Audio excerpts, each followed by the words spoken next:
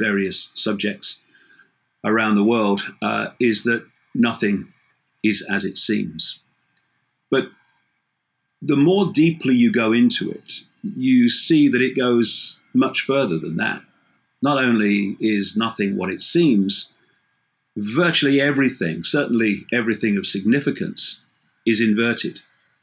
What it seems to be turns out to be the opposite of what it is. We live in an extraordinarily inverted society. And nowhere more does that apply to what is happening yet again in Israel-Palestine, with state-of-the-art weaponry being used to attack a virtually defenseless people in Gaza. The reason Israel is there at all is based on an historical claim that that land is the ancient home of today's Jewish people, and that it was promised to them by God, the Old Testament God.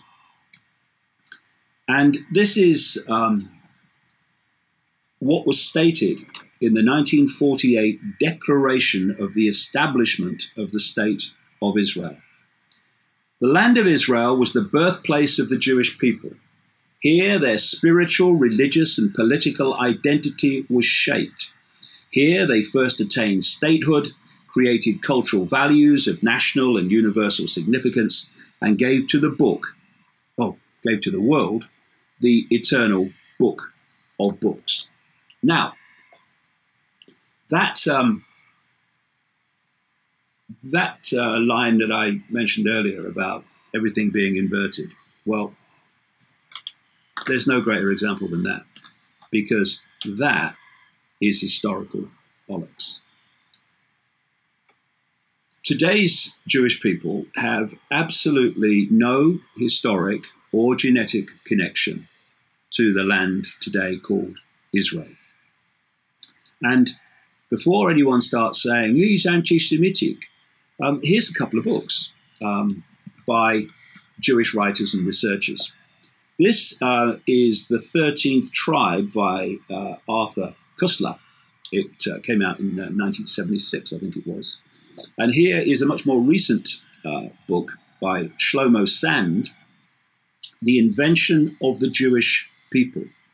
And Shlomo Sand is a professor of history at Tel Aviv University. And when you look at what they say, you look at what others who've researched this subject say, I've researched it myself, the conclusion is common and it is constant when you look at the facts. The Jewish people of today do not originate from the ancient land of Israel, but from a land, an empire in the Caucasus known once as Khazaria, home of the Khazars. And they almost certainly ended up there from ancient Sumer Babylon, what we now call Iraq, but you can certainly pick them up in Khazaria. And what happened was this. On one side of Khazaria was the Christian Empire. On the other side was the Muslim Empire. And the king of Khazaria, King Bulan, possibly to avoid being absorbed by either, had a mass conversion in 740 AD to Judaism. And the king of Khazaria was called the Kagan. And that is why Kagan is such a common Jewish name to this day. Also, when you look at what they call the Jewish nose, I mean, all races have got different genetic traits, and people talk about the Jewish nose or whatever. That is not a trait of Israel, the land of Israel. It is a trait of the Caucasus. And so what we're looking at is a situation in which a whole nation of people, the Palestinians, have had their land taken over on the basis of an absolute historical lie. Because what happened is when the Khazaria Empire broke up, not least through invasions from the east, Far East, those people converted to Judaism, who became intergenerationally followers of Judaism. They moved north up into Lithuania, into Russia, into Poland. And then eventually they moved across into Germany and Western Europe. And it was those people, by then known as Ashkenazi Jews. Ashkenazi Jews are the vast, vast, overwhelming majority of Jewish people today, straight from the Khazaria Empire. They were the ones that were treated so horrifically by Hitler, and then moved to create the State of Israel in 1948, based on that historical lie, and also many to America. And Arthur Koestler sums it up in his book, The 13th Tribe, when he says this, talking of this situation about the origins out of Khazaria. It would mean that their ancestors come not from the Jordan, but from the Volga, not from Canaan, but from the Caucasus, once believed to be the cradle of the Aryan race. That's what we get the term Caucasian from, used for white people in America. And that genetically, Koestler says, they are more closely connected to the Hun, Uyghur, and Magyar tribes than to the seed of Abraham, Isaac, and Jacob. Should this turn out to be the case, he says, and it does, and you've got to look at other people's research like Shlomo Sand, etc. Should this turn out to be the case, then the term anti-Semitism would be void of meaning, based on a misapprehension shared by both the killers and their victims. The story of the Khazar Empire, as it slowly emerges from the past, begins to look like the most cruel hoax which history has ever perpetrated. And on that cruel hoax has come all that has followed. I'm going to go into the implications of that today because it's got massive implications for what's happening as I speak. And that mention there of anti-Semitism is another one of those, inversion. Because the Khazars were not Semitic people. The term Semitic doesn't refer to a race, it refers to a language group. And that language group overwhelmingly consists of peoples and nations, wait for it, that today we now call Arab.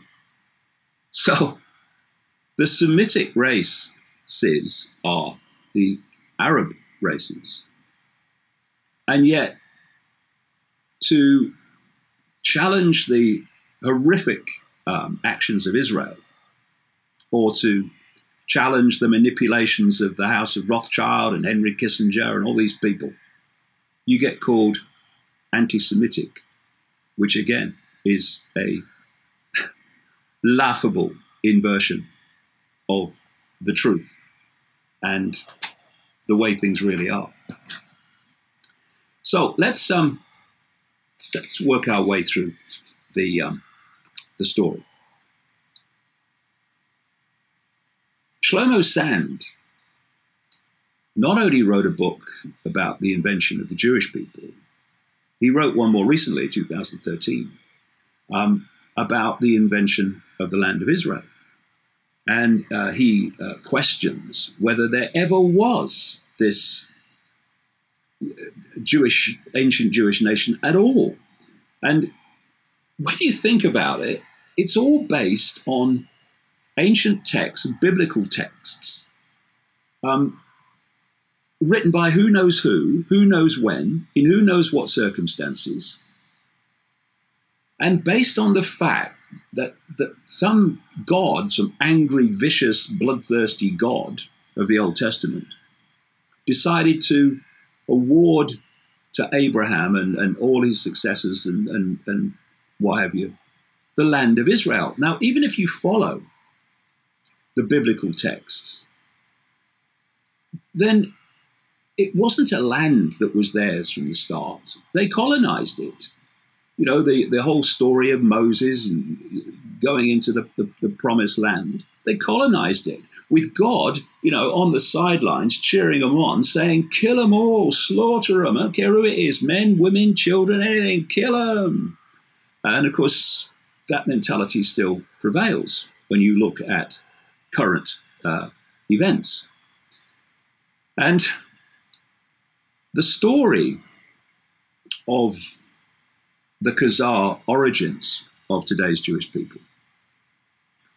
And those that haven't, you know, read my books or read these books will be very surprised at this, I'm sure. But for a long, long time, that was a legitimate or considered a legitimate part of Jewish historical research. And then suddenly, the lid was put on it, and it was suppressed so that it became ridiculed. You were attacked if you went there. And there was a systematic effort to wipe the truth of today's Jewish origins in Khazaria out of mainstream history. In fact, let me read you a little quote here from Shlomo Sand's book, The Invention of the Jewish People. He says here, from 1951 to the present moment, not a single historical work about the Khazars has appeared in Hebrew, nor was Pollock's Khazaria ever reissued.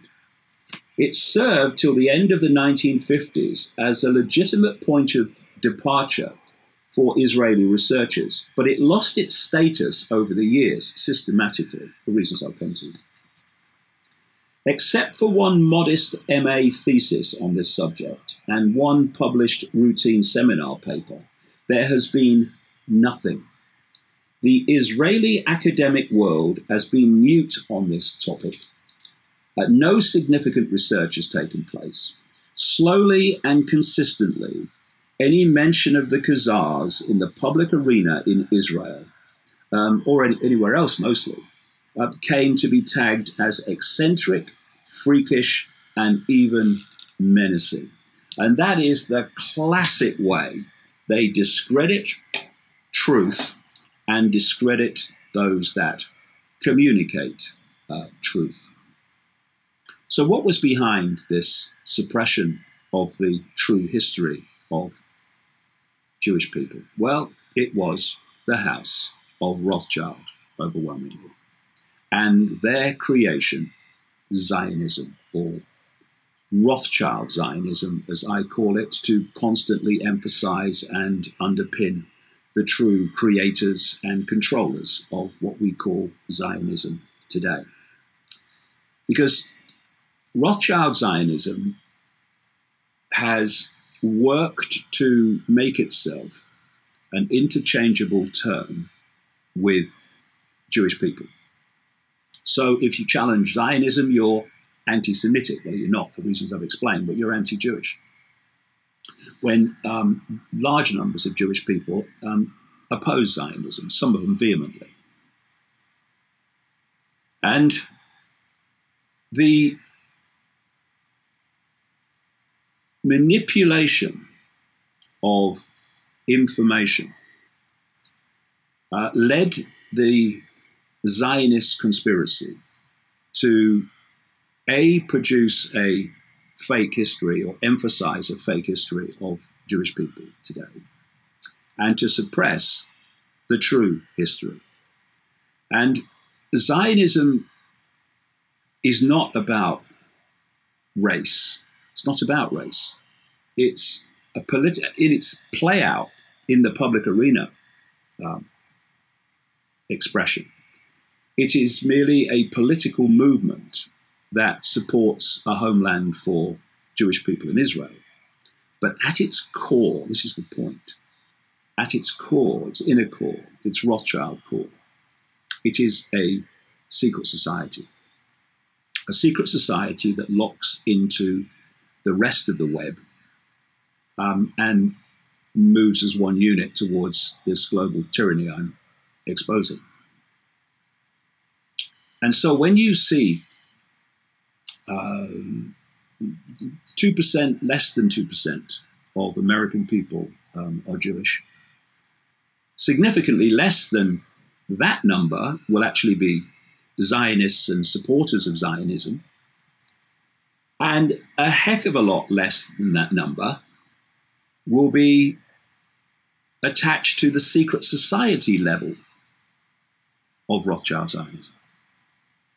And yet, if you look in my books, the ratio of Rothschild Zionists to positions of significant power in the United States over a long period of time, not least around surrounding before, during, and after 9/11, is absolutely fantastic.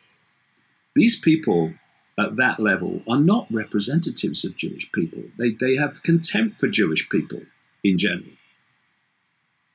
They are agents of the secret society with its global agenda. Now,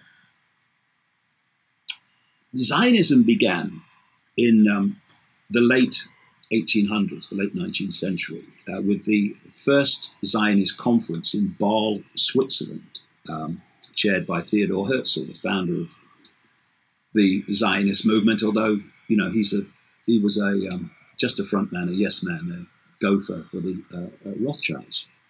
Now, it was in Basel, Switzerland, but what they don't tell you, but I'll tell you, it was supposed to be originally held, that first Zionist conference, in Munich, Germany. But that could not happen because of the vehement opposition of Jews in Germany to the idea that they were going to be shipped out and moved to Israel, which is what Zionism wanted. And so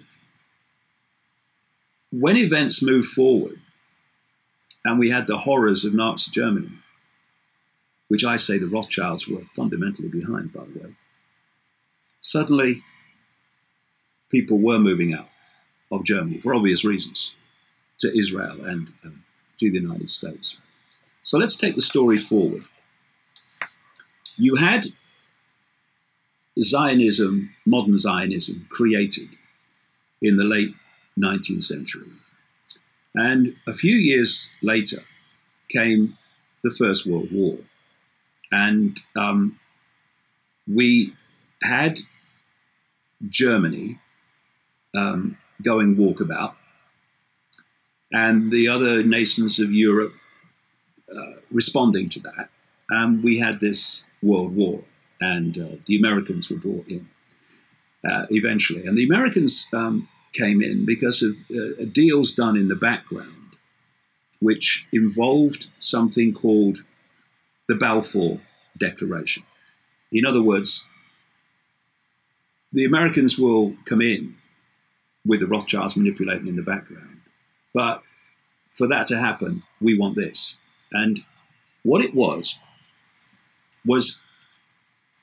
a declaration by the British Foreign Secretary called Arthur Balfour. And when you hear something like the Balfour Declaration, you would think that he would stand up in the Houses of Parliament or make a speech somewhere and make this declaration. It actually wasn't. It was a letter.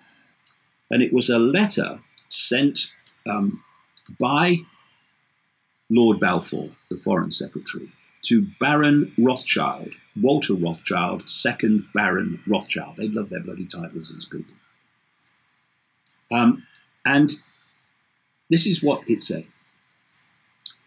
His Majesty's government view with favour the establishment in Palestine of a national home for the Jewish people, and will use their best endeavors to facilitate the achievement of this project. This is part of that deal I was talking about. It being clearly understood that nothing shall be done, this is a sick joke now, that nothing shall be done which may prejudice the civil and religious rights of existing non-Jewish communities in Palestine, or the rights and the political status enjoyed by Jews in any other country. So there you have, on November the 2nd, 1917, the Balfour Declaration, which, given the power of Britain, the empire and all that stuff in those days, was a massive step forward towards bringing about a Jewish homeland. So clearly, when you are justifying this on an historical fake, i.e. it's the ancient land of today's Jewish people, you have got to suppress the truth about the origins of Khazaria. And so more and more that was suppressed, as Shlomo Sanders explained. Then after the First World War, all that horror, all that death, all that slaughter, came the Versailles Peace Conference in 1919. And as I explain in my books, the major representatives of each country and advisors for each of the major players, Britain, United States, France, etc., at the Versailles Peace Conference, were Rothschild frontmen, big time.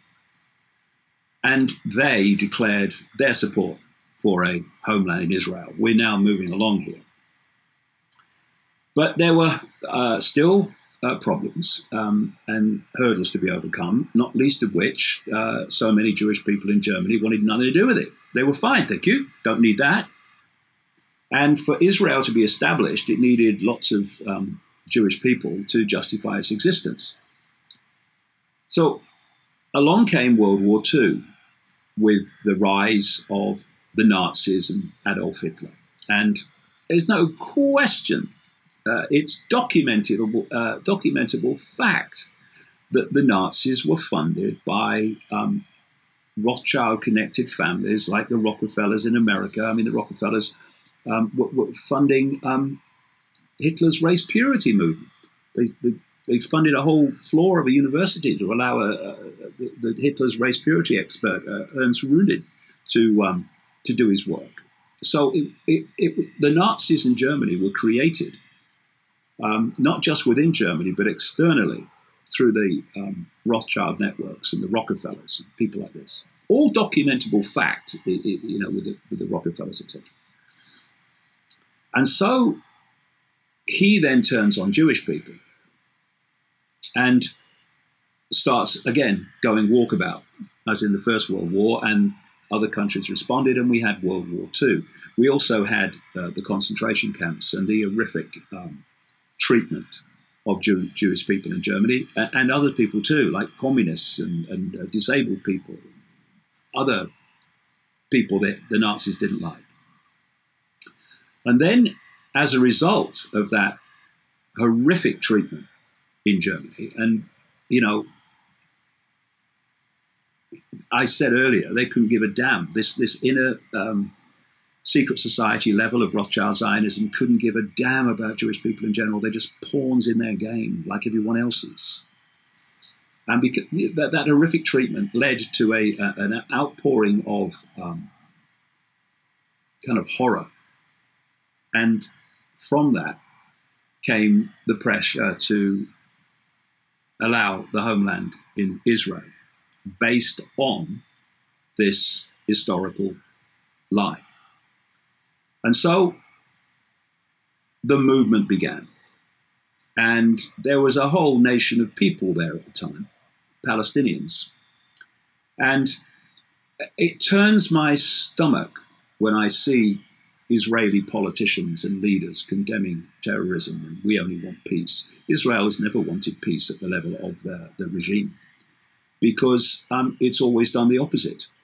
And when the the Jewish people started arriving in numbers, because Jewish people had lived in Palestine for a long time, and they got on fantastic with the Palestinian people. And in fact, some of the most vehement opposers of this mass influx of Jewish people out of Germany and elsewhere were Jewish people who already lived there, because their lifestyle and their way of life and their interaction with the Palestinians also went up in smoke, literally, often. And the Jewish leadership that established itself in Germany, and all of them answerable to, in Israel, all of them answerable to the Rothschilds, then created terrorist groups like Irgun and the Stern Gang, and they started doing horrific terrorist acts to terrify the Palestinian population. And in the end, their grotesque actions led to something like 800,000 Palestinian people leaving their homeland in terror at the terrorism of the Jewish regime that was establishing itself in Israel. And you had people who became prime ministers, like Menachem Begin, Yitzhak Shamir, and others. They were operatives in these terrorist groups who then went on to be prime minister and condemn the terrorism of others. Extraordinary hypocrisy. So what we then had was the establishment of Israel in part of Palestine. But that was never how it was meant to end. It was going to be a process of constant acquisition until they had the bloody lot, and indeed created this greater Israel, which it is claimed that God, the Old Testament God again, gave to Abraham from the river in Egypt, the Nile, across to the Euphrates in what is now Iraq, and that includes parts of Syria, obviously parts of Iraq, and Jordan and other countries. And we're seeing that unfolding, this progressive acquisition. So one of the means that's been used has been to entice or manipulate attempted invasions of Israel, because thanks to the United States, and not least Britain as well, they have vast superiority in weaponry in the military. And so when there have been invasions, or attempted invasions, the great superiority of the Israeli military has pushed it all back into those countries, and then they've kept it. And so we had the realigning of what constituted Israel at the time of the 1967 war, and then others. And then we've had the, again, progressive takeover of lands which the Israeli regime is occupying against international law. But they can do anything they really like, because the Rothschilds control Israel, and the Rothschilds control America, and the Rothschilds control Britain, and the Rothschilds control the UN. So, anything goes. What would be roundly condemned in any other country, like Iran, is just excused when Israel do. They're just defending themselves by slaughtering civilians. Yeah, okay. So progressively, the so-called settlements have taken more and more and more and more land. And when you see now what is left of Palestinian land, it is pathetic compared with what the situation was in even 1948, when the State of Israel was established. And so what we're seeing in current times is the continuation of this progression. And if people are going to be streetwise to see what's going on. They have to loosen their focus and their obsession with sides, with black and white sides. That's not how it works. If you want to control a football match, in other words, you want to control a situation, if you control one side, you're not going to control the football match or the situation. You're going to influence it, yes, but you're not going to control it, because there's another side you don't influence or control. And so the game is to control and manipulate through the other side as well, and through, the UN and the United States, also control the referee of the game, and bring about the circumstances you want. So just because you've got a group like ISIS that's been taking over large chunks of Iraq and is fighting the Syrian regime of Assad, all of which is absolutely in line with Israel's long-term goals of acquiring all that land. Just because they call themselves Muslim fanatics doesn't mean that at the core they might be controlled by something else. They are. And they're controlled from the United States, and if they're controlled from the United States, they're controlled from Israel. And that doesn't mean that every one of these lunatics with their guns and their black flags is in on the game. Most of them are not. They don't have to be. You get a fanatic who hasn't got two brain cells to rub together, and you wind them up and you tell them it's about jihad and it's about fighting for Allah and God and all that bloody nonsense. And they'll go and do your bidding, believing that's why they're doing it. But at the core, they're not doing it for that reason at all. And it's always been interesting to me when I have watched circumstances progress in the Middle East and Israel, many times now, to the point where that it's building up to Israel doing another invasion or attack job on Gaza, because they just want to destroy that place. I mean, that's an open-air prison camp, open-air concentration camp, basically. That when you see the progression of events and you think, there you go, Israel wants to have another go at Gaza. Every time, rockets, pop gun rockets compared with what Israel has, yes, but rockets start getting fired out of Gaza at Israel. And that gives the Israeli regime the opportunity every time to justify going in and blowing the shit out the civilian population. And I was looking through a book of mine called Remember Who You Are the other day. And a certain passage that I wrote in it, it's 2 years or so, 2-3 years or so now, since this book came out. And given current events, it's quite prophetic when you see some of the information here that I'll read to you now. Remember, this was years ago, but this is the pattern that is now being repeated in current times. Because if you want to control the game, you've got to control both sides, or however many sides there are in it. Okay, the book says this. One of the main ways that the Israelis stall on any agreement, the peace agreement I'm talking about, with the Palestinians, is by saying they can't negotiate with the elected Palestinian government because it is a terrorist organization known as Hamas. And they're now saying Hamas is behind all these rockets. We must stop Hamas. Okay. So it goes on. Well, how funny. Israel created Hamas as a bogeyman that could give them the excuse not to negotiate and so have more time to finish the job of Palestinian genocide.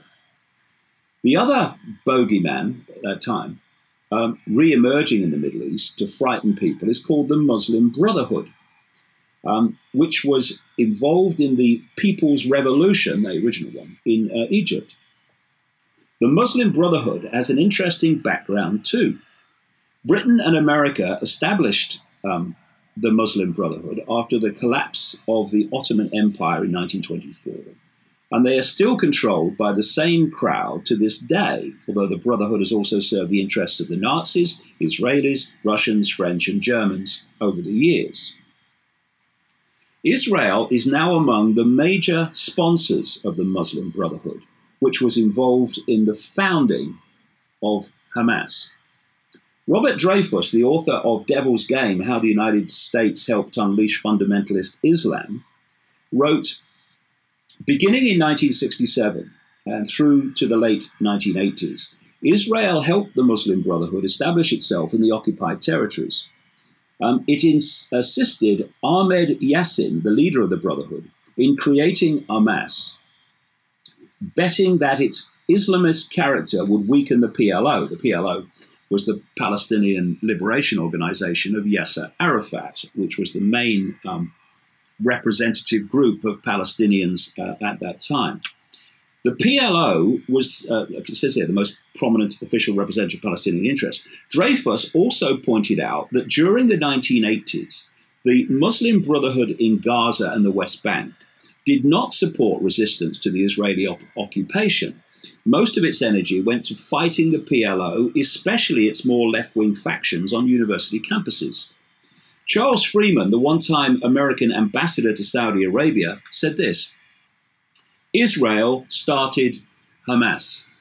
It was a project of Shin Bet, that's Israel's internal intelligence agency, which had a feeling that they could use it to hem in the PLO.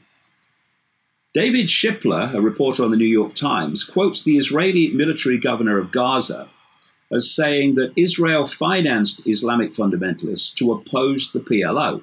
And this is what Shipler said. Politically speaking, Islamic fundamentalists were sometimes regarded as useful to Israel because they had conflicts with the secular supporters of the PLO. Violence between the two groups erupted occasionally on West Bank University campuses. Divide and rule, divide and rule. The Israeli military governor of the Gaza Strip, Brigadier General Yitzhak Segev, once told me how he had financed the Islamic movement as a counterweight to the PLO and the communists. The Israeli government gave me a budget and the military government gives it to the mosques, he said. And Yasser Arafat, the head of the PLO, told an Italian newspaper, Hamas is a creation of Israel, which at the time of Prime Minister Shamir, brackets terrorist, gave them money and more than 700 institutions, among them schools, universities, and mosques. Arafat said that the Israeli Prime Minister Yitzhak Rabin had told him in the presence of Egypt's President Mubarak that Israel had supported Hamas. It goes like this. It says this is in the book. Every time there is any chance of a peace agreement which would commit Israel to an outcome that it doesn't want, Hamas or the Muslim Brotherhood carry out a terrorist attack, or Mossad does, the Israeli intelligence arm, military intelligence arm. And this is used as the excuse to end negotiations. Israel orders its agents in Hamas to start firing the military equivalent of peace shooters at Israel to justify the state-of-the-art bombing and mass murder of Palestinians in retaliation. Hamas representatives who won't play ball with Israel are the ones that are targeted. Now, I mean, look at that line. Israel orders its agents in Hamas to start firing the military equivalent of peace shooters at Israel to justify state-of-the-art bombing and mass murder of Palestinians and in retaliation.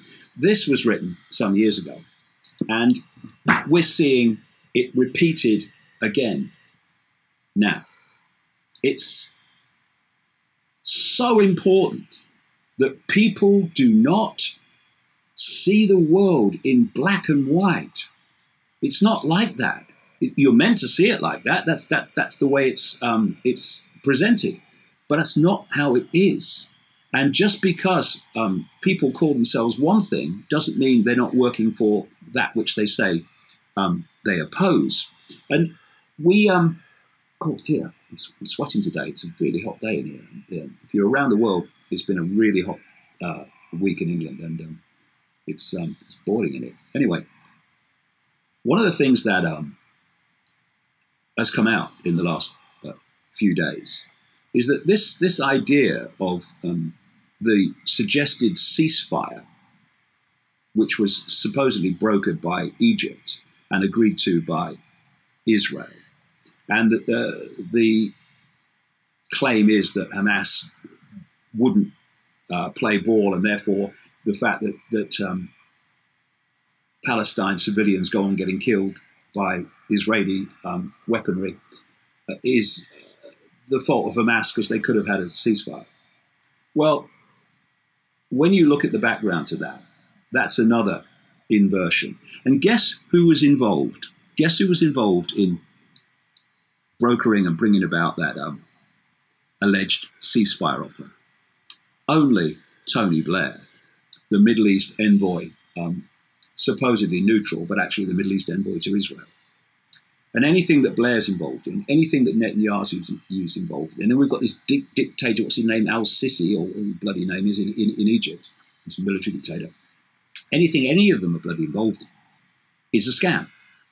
And what was happening is that people have been so sickened by the killing of Palestinian civilians and children in this manufactured attack on Gaza, the latest, that Israel were big time losing the public opinion, what they call the propaganda war, and they had to find a way around that. So they manipulated this alleged offer of a ceasefire, which almost certainly was not communicated to Hamas. And the whole thing was meant to fail. Because now, and you'll hear these Israeli leaders going on now they're saying, oh, well, they could have stopped it, but we offered, but they kept firing their pop guns, and we've got to go back with state-of-the-art weaponry to defend ourselves. So it's all a game. And it's a game that has been going on all this time. And fundamental to it has been to maintain the lie of justification. Staggering as it seems when you've got a brain that's actually on active duty. That Israel, as a homeland for the Jews, is justified because God gave it to them, according to some texts no one knows where it came from. And to maintain that lie, the truth about the real origins in Khazaria have to be suppressed. The world is indeed inverted wherever you look. But we are where we are. And although the founding of Israel has been based on a lie, all those Israelis are there now. And a lot of them are opposing the war and the slaughter and the attacks on Gaza. A lot of them aren't, but a lot of them are. And so we are where we are. And the only way of solving this is for justice to be done, for Palestinians to be given a right to self-determination, to be given the land back that has been stolen by Israel and is being built upon with these settlers more and more, so that it becomes more and more irreversible. But it doesn't. Get them off, get them out. They knew that they were building on stolen land. It wasn't theirs. And Israelis and Palestinians need to decide to live in peace with equal rights and equal statehood. That's the only way out of this mess that's been created by this gigantic hoax. But that's not what those behind the hoax want.